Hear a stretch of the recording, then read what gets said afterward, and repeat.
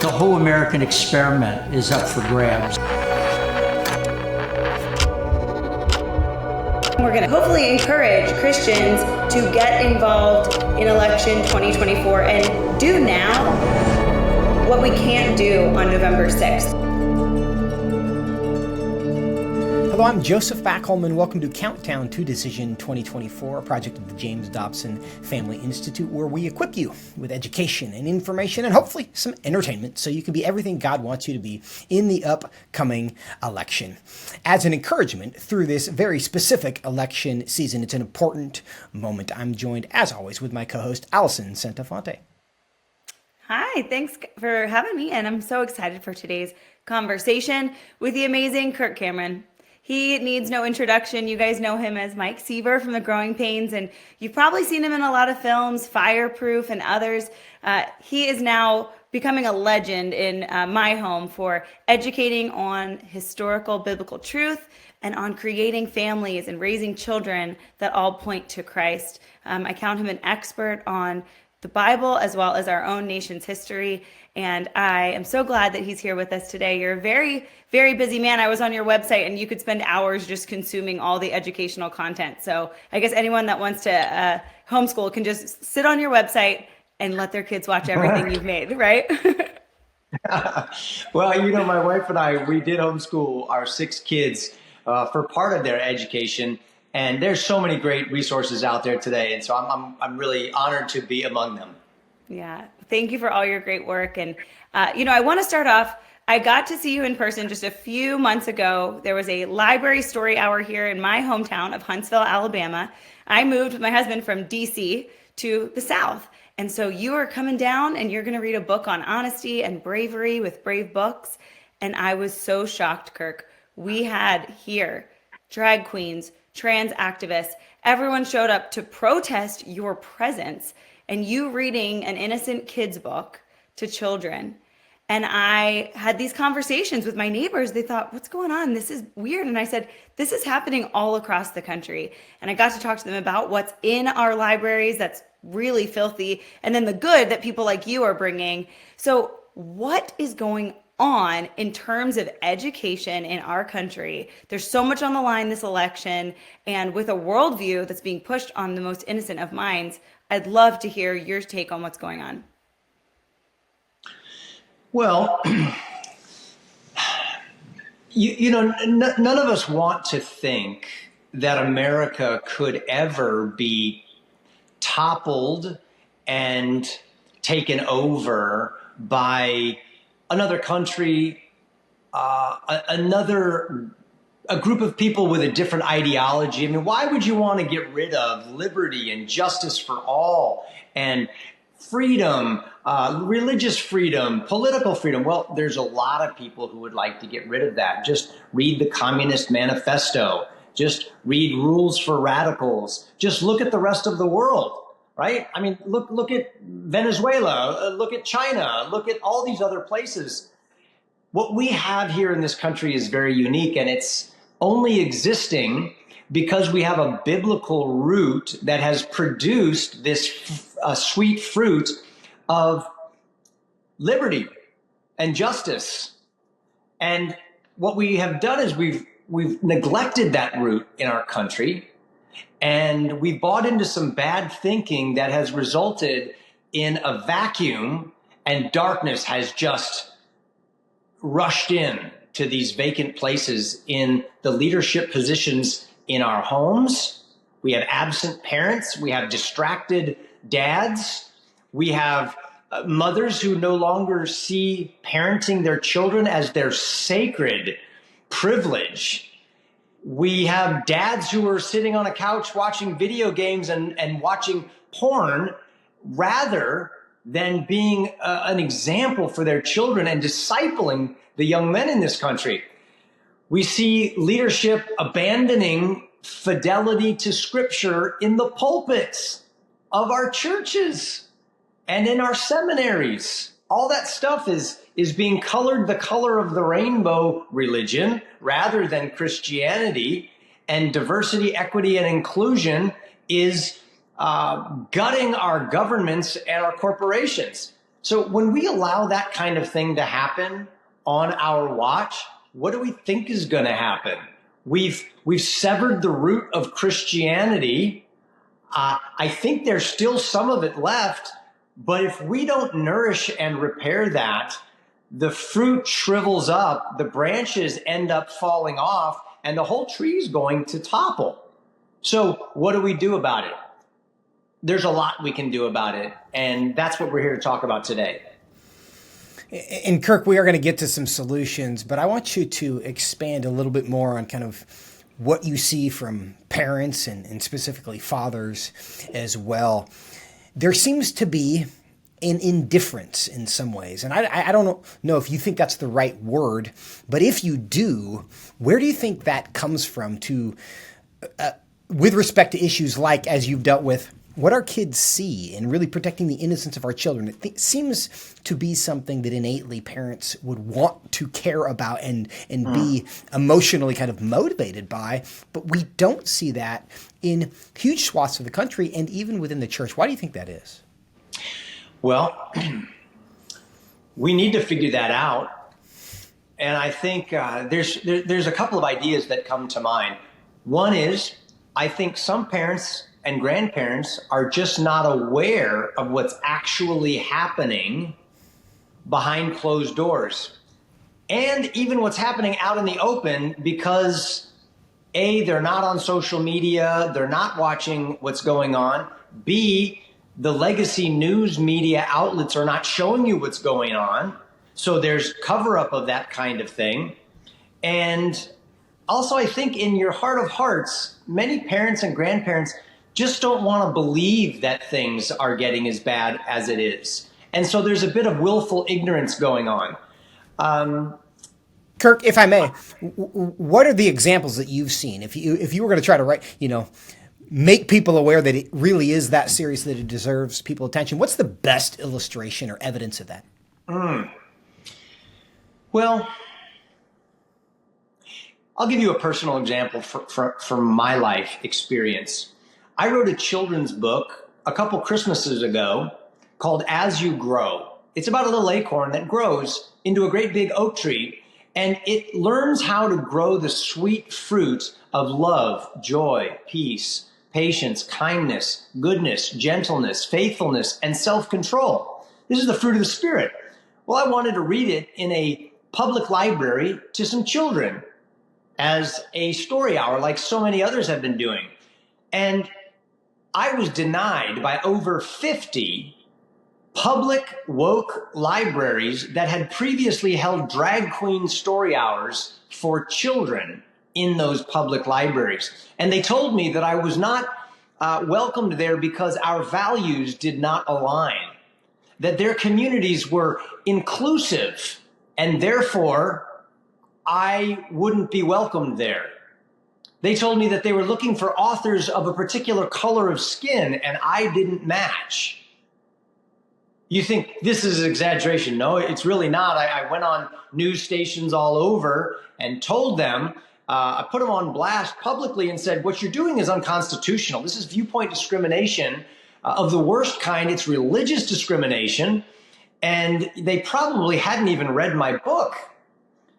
And when I told them I was prepared to assert my constitutional rights in court, they acquiesced. They sent me a link to submit an application for a reading room, which, by the way, they made us pay for rather than allowing us to come for free like they did with the drag queens.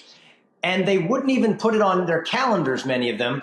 And when we showed up to Indianapolis Public Library, we were greeted by over 3,000 parents and grandparents and children waving American flags, singing God Bless America, and praying to Jesus, thanking God for his blessing and protection, and then read books of virtue to all of these precious little ones. And what we found is that there's pushback everywhere. You mentioned Huntsville, Alabama. Well, we had an event this last weekend called See You at the Library. And this is the fruit of all these parents holding story hours at their local libraries, singing, praying, and reading. We had over 360 public library story hours in 50 states. It was wonderful. But Huntsville, Alabama a group of protesters who called it Kirkpocalypse. I mean, what is the idea of saying that there is an Armageddon of values that's going to destroy the progressive ideologies that these destroyers of liberty and faith and family are trying to push forward? It just shows us where we've gotten. People are doing what's right in their own eyes. Good has become evil. Evil has become good to them.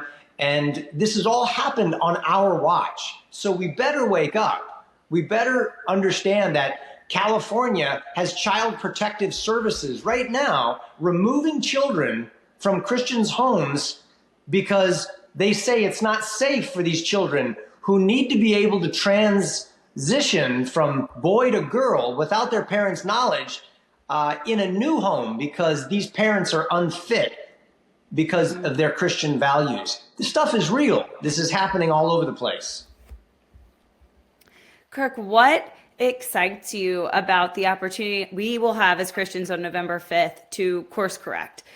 With regard to November 5th, I would say that, I started out with this metaphor of a tree, right? Like it's the deep root of Christianity that is down deep into the soil of the Bible that has produced such a healthy tree called the United States of America with all of its liberty and all of its fruit. November 5th is really about who do we want to be the gardener who will make sure that the fence is repaired so that all of the wolves don't come in and eat all the fruit and lumberjacks don't come in and cut down the tree. But the guy who's at the executive branch cannot ultimately ensure the health of the tree. That's something that we have to do. We've got to nourish the root. We're the ones who are cultivating the soil. We're the ones who have to pull out the weeds.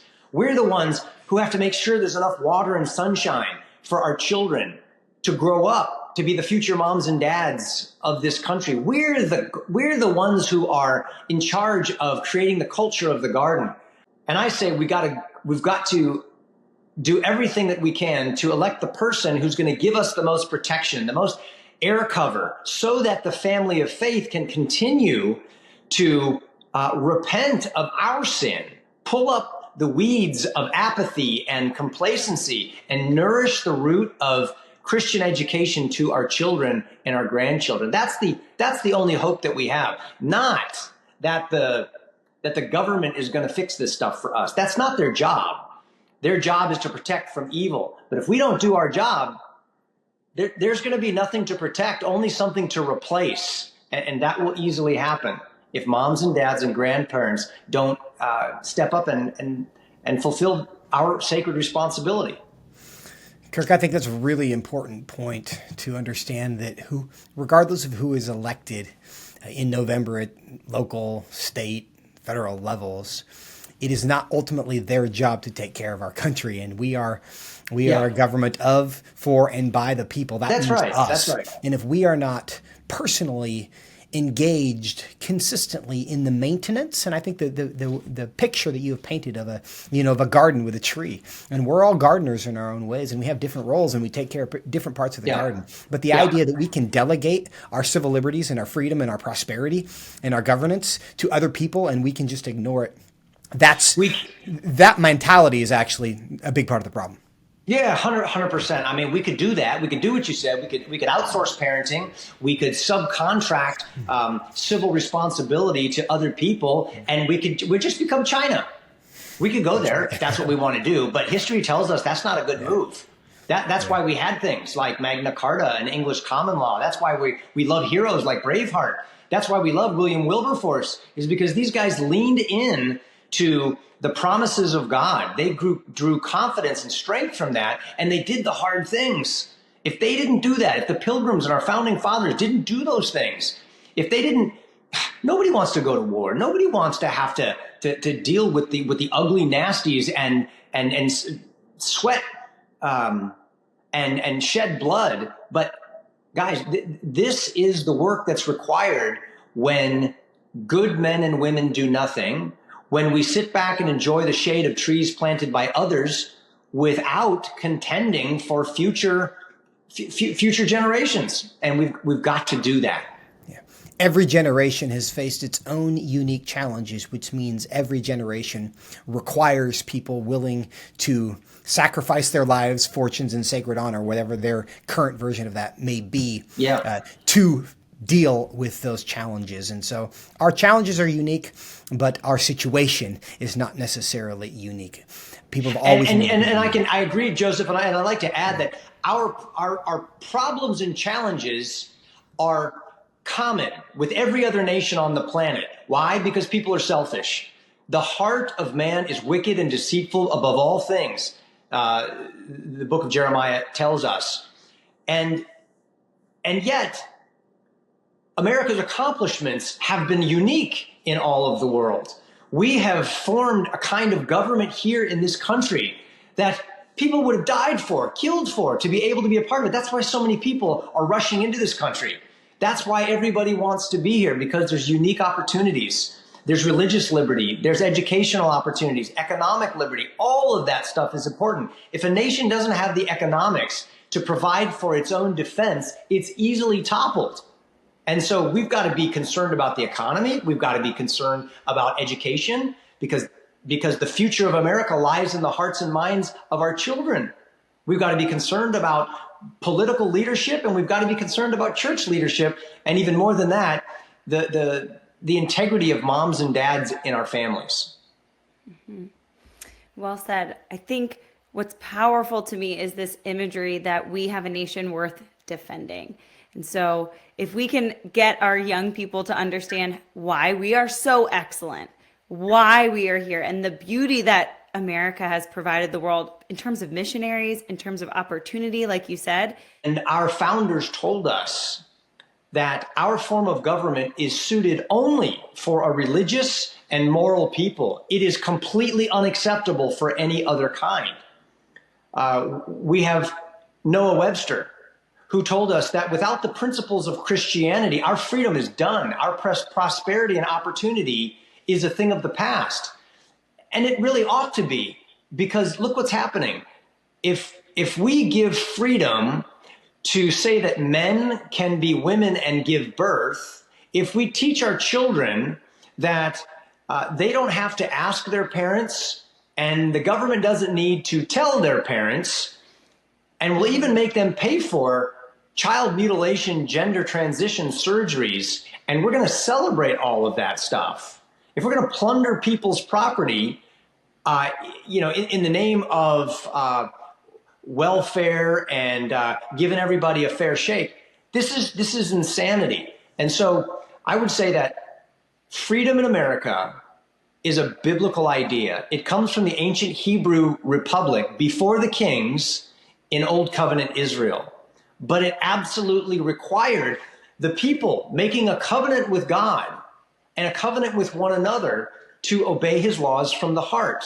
And if they did that, they would reduce crime, humanity would flourish, and they could elect their own leaders who would keep evil in check. And when they strayed away from that model, and they wanted somebody in the government to protect them and make them like all the other nations, things went down the toilet. And that's exactly what our founders modeled this country after. As long as we have faith, as long as we have moral integrity, God will be on our side. But as we've looked for government to be our provider and protector rather than God, we are finding ourselves going down the rat hole of moral sewage and political corruption, economic collapse, and it's not looking good. But I think the silver thread here, the silver lining, is that that's always been the time when the people of God have woken up and they said, what have we done? We got to turn back to God. Oh, God, rend the heavens, tear apart the clouds and send your mercy. Lord, bring life to these dry bones. Revive us again. I'm hoping for a great awakening and that we can be a part of it in our lifetime. Well, Kirk, you're very familiar with the fact that a lot of people who think what you just think and articulate what you just articulated are Christian nationalists, because we're supposed to know that ubiquitous religion is actually the biggest threat to freedom.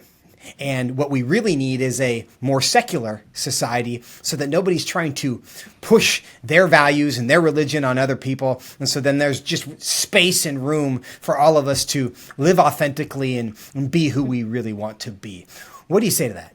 Yeah, that sounds like a really good argument against Christianity, but it's a great big nothing burger.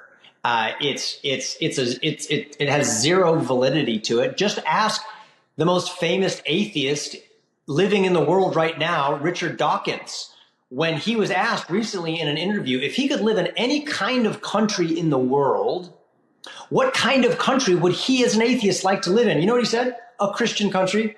I'd like to live in a Christian nation, he says, because essentially I feel most comfortable in a Christian ethos where people are kind to one another, where you have liberties and you have freedoms. And he says, I rather like Christmas carols. And I like the pretty cathedrals.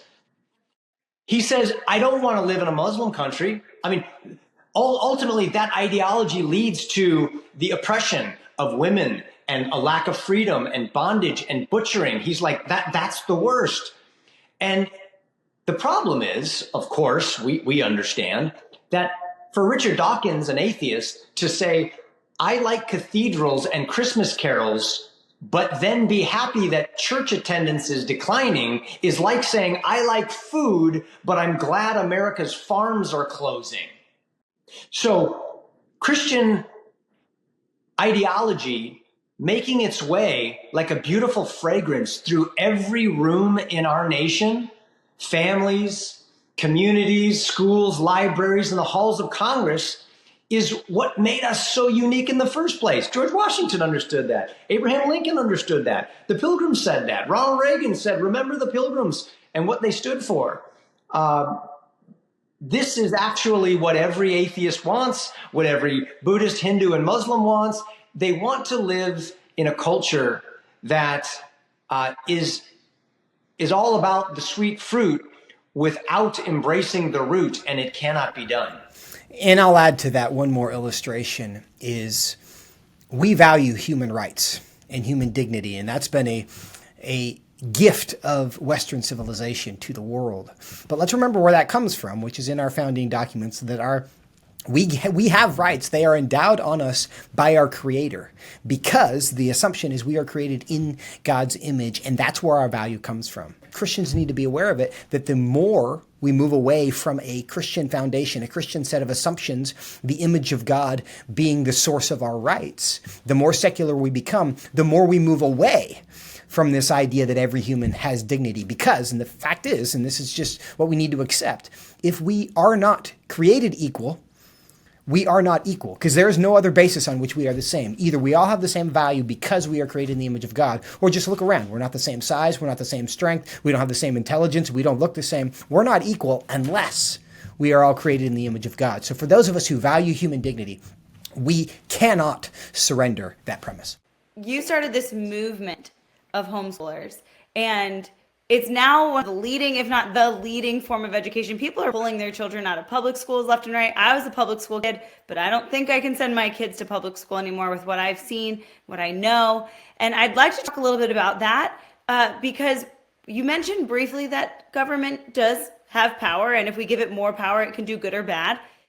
Yeah, what you're saying is exactly right, and I feel for you in sort of the desperation and the frustration that comes from people just not having their eyes open and seeing what's going on. And this isn't about peddling fear. Much of the news tends to do that. They want to peddle fear because it gets you to watch the news, and they can sell advertisements, and it's for ratings and all of that. But God tells us this in His Word: if we don't seek God first, if we don't seek His kingdom, if we are not diligently teaching God's words to our kids, it's not going to go well for us. And these bad things are happening everywhere. What can I say? We've got to stop cursing the darkness. We've got to stop sitting on our couch watching Fox News and crying in our Chick-fil-A soup and consoling ourselves with an end times theology that says, well, this is how it's supposed to be. You know, it's the end times. And so therefore it's going to inevitably get bad. Beam me up, Lord. Let's get us out of here. I think that's very misplaced. I think that's terrible strategy. And if our founding fathers and pilgrim mothers and fathers had that strategy, you and I wouldn't be having this conversation right now. They came out of something much worse than what we're going on right now. They came out of England, where the king had declared himself essentially God on earth, in charge of the church. The economy was in the toilet. They had no liberties to speak of. And these everyday people got on a boat, sailed across the Atlantic Ocean with nothing but some Bibles and some chickens, and built the greatest nation on earth. They had it bad. They didn't have the tuck tail and run idea. They had the 500-year plan. And they said the gospel has victory written all over it. And they forged a path in the wilderness. And we're enjoying that today. Can't we see a great awakening of ideas and hearts filled with love for God and people, that we give it everything that we've got? I say that we have to. And that's a great word, and I think we're going to let that be the last word, Kirk, because it really is the great encouragement. And I think the context that you place this season in is really important. That this isn't just about an election. This is about the church, being ambassadors for Christ, being vessels of truth, so that the kingdom of God can advance. Whatever happens in November, there's going to be challenges in the future, and our job as his ambassadors is to do the thing that God has called us to do with faithfulness, so that we can be just his instruments to bring goodness and truth to the earth. And this is just one of many opportunities to do that. So thank you so much for your time and your ministry and your encouragement and frankly, your courage. It is encouraging. And that's what encouraging means. It's to give courage, because courage and fear are both contagious, and you have given a lot of people courage, and we're grateful for it. Thank you, Joseph. Alison, thanks so much. Great to talk with you guys, and onward. Onward indeed, and thank you for joining us as well here at Countdown to Decision 2024. Again, brought to you by the James Dobson Family Institute. It's been a pleasure to be with you. Stay tuned, because more critical conversations are coming, and we look forward to having them with you. We'll see you next time.